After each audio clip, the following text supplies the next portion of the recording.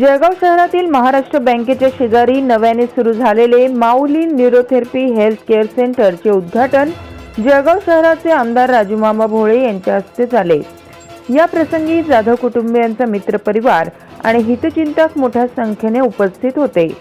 दरम्यान अनेक वर्षांपासून असलेल्या कंबरदुखी, मानदुखी, गुडघेदुखी आणि सायटिका यासारख्या समस्यांवर न्यूरोथेरपी अत्यंत प्रभावी ठरू शकते।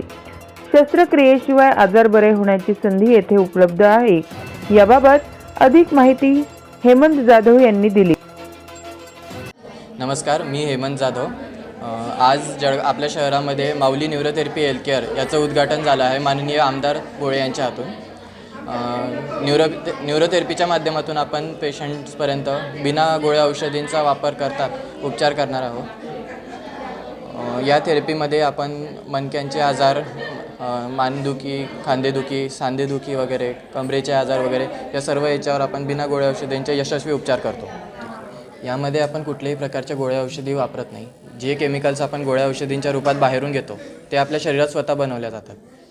शरीरावर काही बिंदू असतात, त्याच्यावर प्रेशर देऊन किंवा थोडीशी रबिंग करून वगैरे कमी काम करणाऱ्या ग्रंथी किंवा अवयवांकडे याचा रक्तप्रवाह वाढवला जातो, ज्याने की त्यांचं काम सुरळीत होतं आणि शरीर हळूहळू रोगांपासून मुक्त होतं।